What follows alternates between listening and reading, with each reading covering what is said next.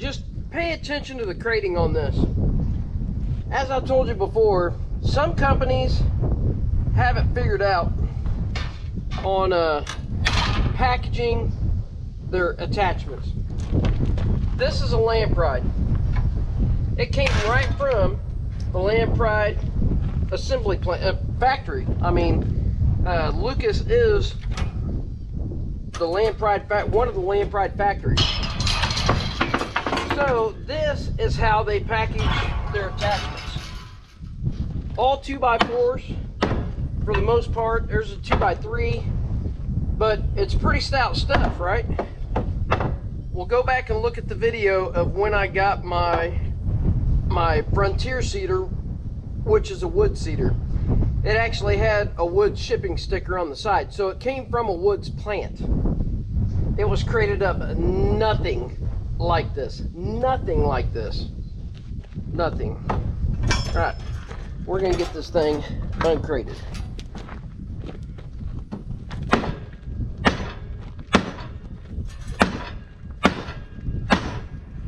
Okay. We may end up sawzalling this. I can't.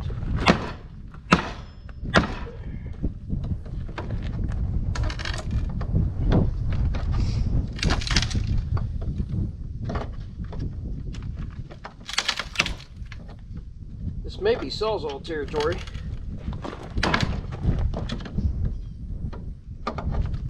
There's 3 nails in this 2x4 in the end of it.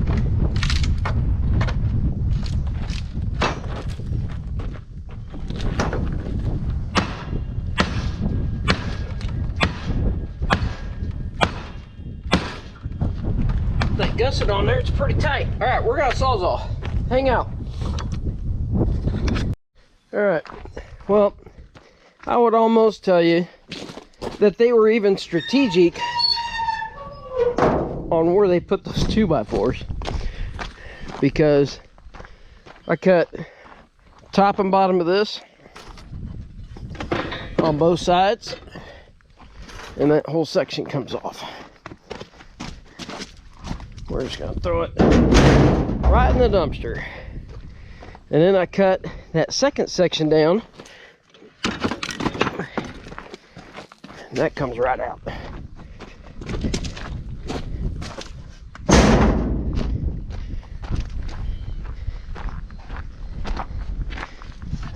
Take that section off.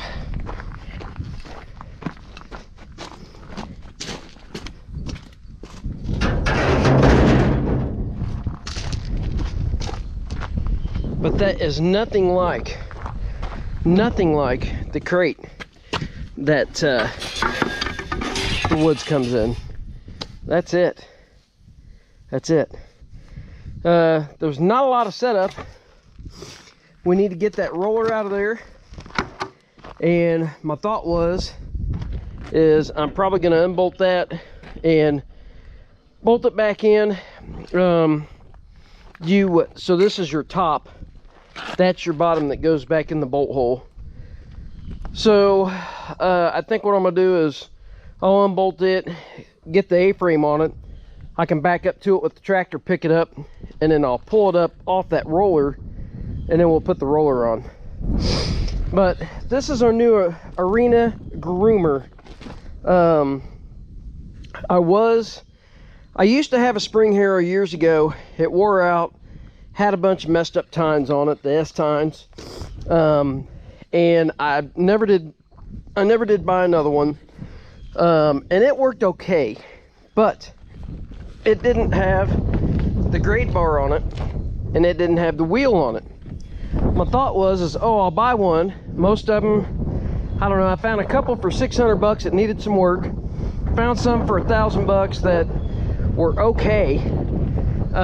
The decent ones were 1,500 bucks just for the spring harrow. I could get like a new King Cutter or something for like 12 or 1,300 bucks, which I don't think King Cutter is great, but something like this, it's literally tubing and S tines. Yes, these are probably German or American made tines over the King Cutter, very possibly might be China, but for the long and short of it, I don't know if I would ever wear it out. And then what I was going to do is I was going to add a grade bar to it, and then I was going to build the wheel. Well, there's a lot of tubing on that wheel. I could have David cut out the circles on the end, stuff like that. I could weld it up. It's not out of the scope of my abilities at all, especially with knowing somebody with a plasma table. But I paid $2,600 for this. Now, I don't know. I just called my dealer. It's my dealer I do a lot of business with. I think this retailed for $3,200. I paid $2,600 for it. It is the day after September 11th. It's September 12th, 2024. So who knows when you're seeing this video, but at least as of today, I paid $2,600 for it from my dealer. Generally, I don't give prices out, but the reason I am is I found a Parma, I think is how they say it, P-A-R-M-A. Sorry for the wind, it's windy up here all the time. But I found a Parma, I think, P-A-R-M-A, looks just like this. There's not a whole lot of variants that you can do. You know, some people get creative with the back wheel. You can get the basket wheel with this, but I'm taking the advice of the guy from Parma. He was, you know, the arena groomer department, I guess, when I called. I reached out to him. I said, hey, you know, YouTuber, can I get a discount? You know, because I can get a LANDPRIDE for $2,600. Your guys' is $2,800 plus $400 to freight, so it's $3,200 what this retails for. And I can literally go pick the, I mean, it's not their fault, their fault that they're somewhere else. But I live in Kansas. I'm literally 3 hours from the LANDPRIDE plant in Lucas. And then I think they have another 1 or 2 of them in Abilene, which is even closer to me. So, that being said, they didn't really want to, you know, they were like, no, we're good. We're good. We have a bunch of them in stock, but we're good. Okay. And then I was looking at a South Carolina drag, and I don't know, I kind of got the feeling that maybe, and maybe not. I didn't call them. I just kind of looked at it, and I looked around trying to get details on it. It was $2,400, I think shipped, maybe not shipped. It was $2,400. Have to wait for it to come from South Carolina. I was afraid it was going to be China, or China, a lot of China parts on it. The Parma is made in Idaho, made in America. They make everything but like 2 of the bearings and something else, he said. So impressive. But that's how LANDPRIDE is. The only bad thing is this dang color. So that's the only color LANDPRIDE does anymore, is Kubota orange. It's because Kubota bought LANDPRIDE. So they made a decision that they're just not going to make any other color besides Kubota orange. I am a super fan of LANDPRIDE's buckskin color. It's like a tan. It doesn't ever look dirty when you're engaging the ground out in the dirt and the dust. It generally doesn't look dirty, always looks clean. It goes with a blue tractor, a red tractor, orange tractor, a green tractor. It goes with a black tractor if you have a black tractor. It goes with every color tractor because it's tan. I kind of like buckskin, but I tried to get buckskin. They didn't have any in stock. They had orange in stock, so I have an orange one for the back of my green tractor. It's okay. It does the same thing. Doesn't matter what color it is. Anyways, I'm gonna go ahead and trim this up, trim the things up, and I'm gonna go ahead and get the A-frame on. I'll show you guys that, I guess. I don't know. If you don't like this type of stuff, let me know. You know, me putting it together. It should be obvious. But anyways, we'll put it together real quick.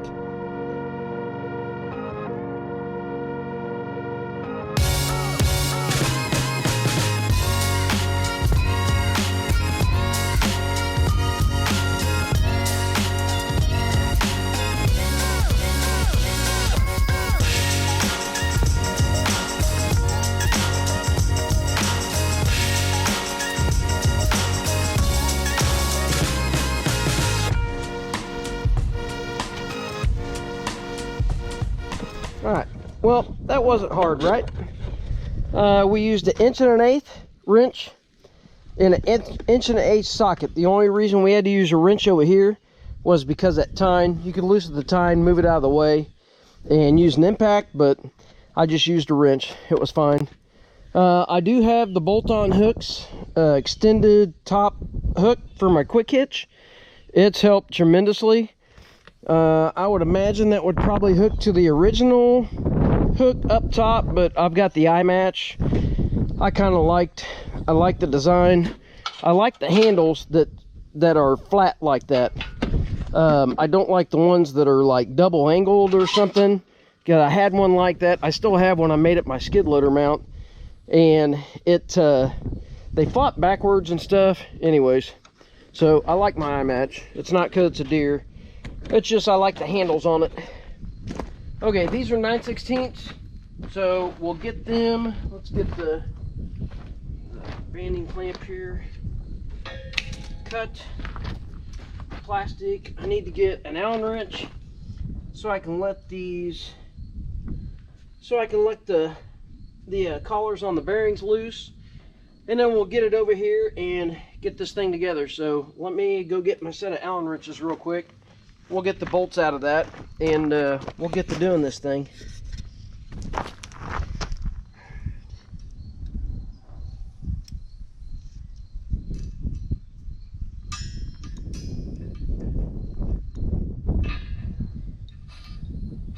Just one. I guess there's just one. Maybe we'll put, I think we're going to put one on one side there, and then slide it in, and then put the other one on so we don't have to fight.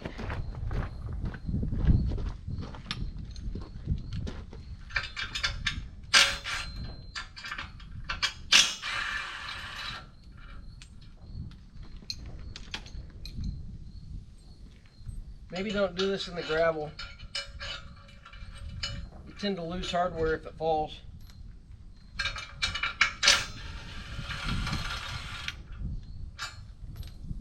This is 9/16. I've been yelled at before by viewers when I didn't tell you what the size tools are. I don't know. Sorry, guys.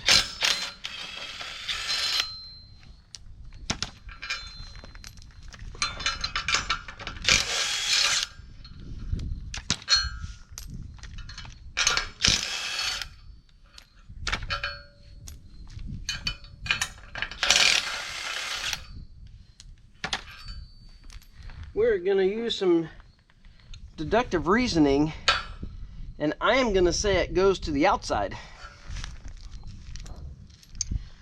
So we'll just put the bolts in the same direction they came out. I would assume that's the way they want them. Yes, I probably have a manual in the tube. If you watch this channel, that's just not what we do. We work on stuff, figure it out.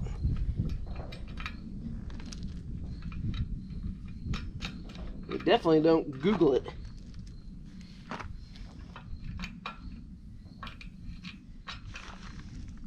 If you have to, phone a friend. But that's what this video is for, I guess. So I guess you're watching it on YouTube, seeing how to do this.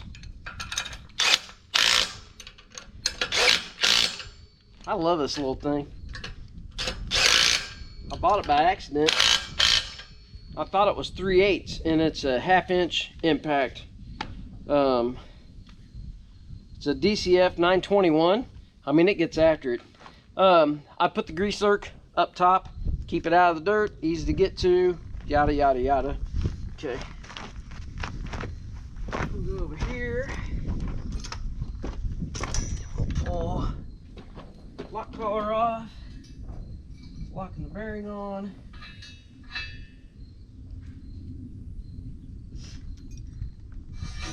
Set it down in the dirt. Of course, it's a great place for it. Alright. It might be in the way.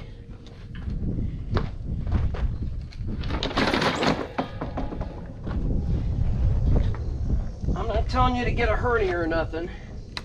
So get a friend. If it's heavy, don't be silly.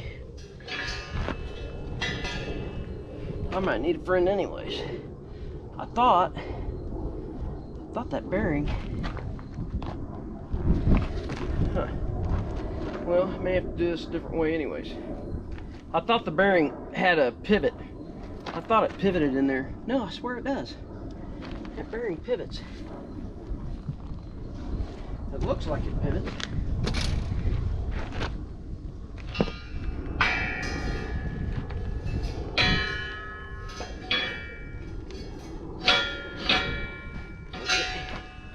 It's not going to pivot. All right, I'm going to get a jack because I'm going to have to take this loose and put it on the end. So I'll get my floor jack. Give me a minute. Let me get reset. All right. I figure if this doesn't work, you might as well see it. I assume this will probably work. I wouldn't have put it in the gravel if I would have known I was doing this. So I can roll that jack around.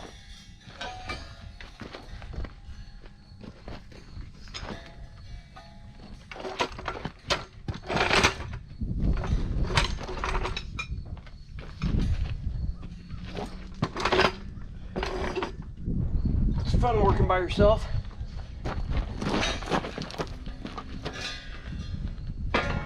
But you do get creative when you work by yourself.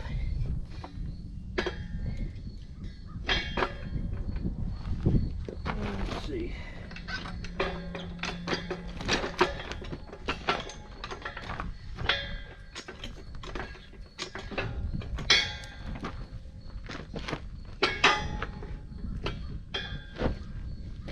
All right, jack it up somebody.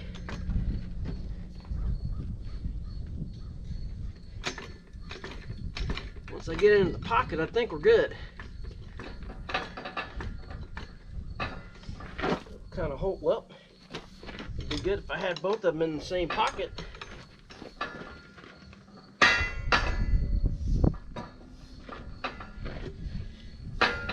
Okay.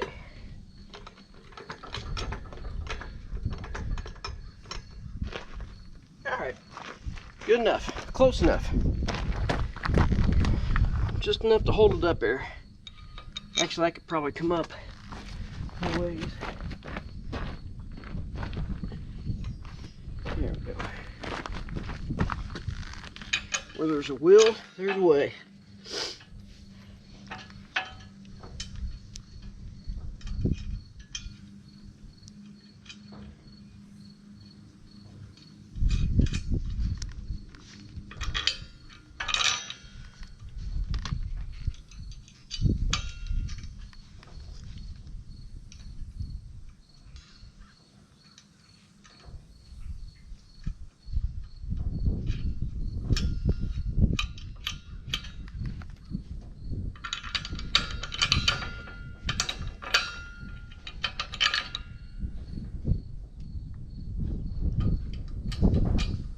Let's see, while I'm doing this, we can halfway discuss some of the other brands.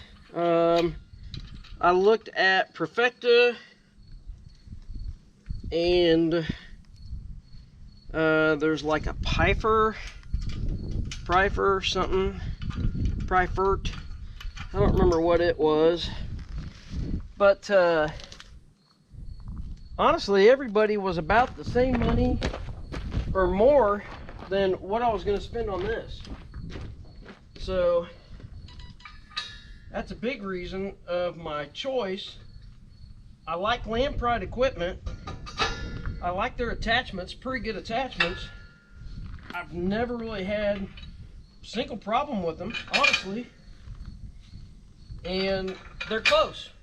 I mean, they're really close. Like today, I drove and picked this up.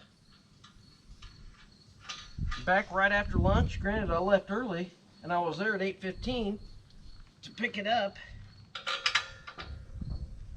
But, anyways. So not to say anything bad about the other companies, they're probably great. They probably work just as good. Some of them might work better than this. I don't really know. I don't have a lot of experience with these, besides the fact that, you know, I used one years ago,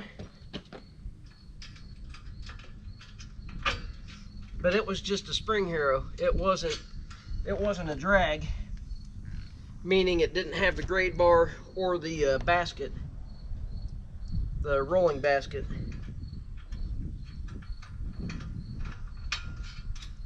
All right. Let's see, let's go ahead. I guess we can tighten them up. Got lock nuts, we can probably get lucky enough.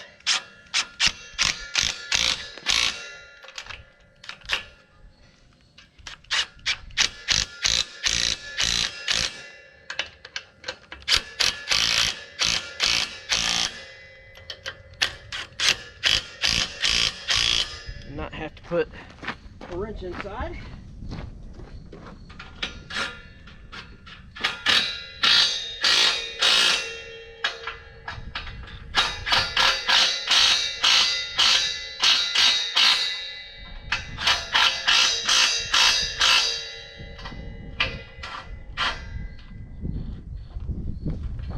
All but the last one, and that's got a little burr on it. Just got a little violent on my finger.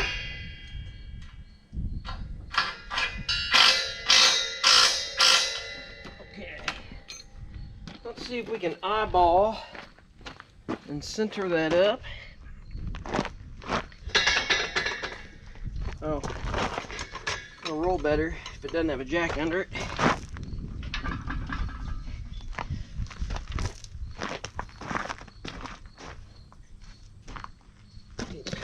Some.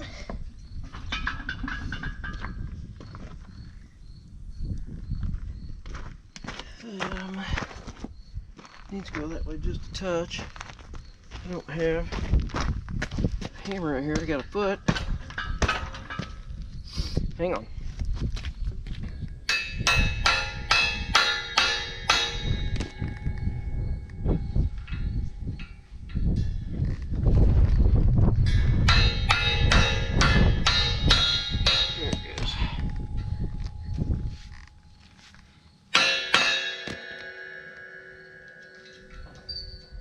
I'd like to see 2 set screws in this, but it's got a provision for one, but it's not drilled all the way through and tapped. It's just started, you know, partially drilled. All right, there we go. I don't know how long that took, but it wasn't very long. So, very minimal hand tools.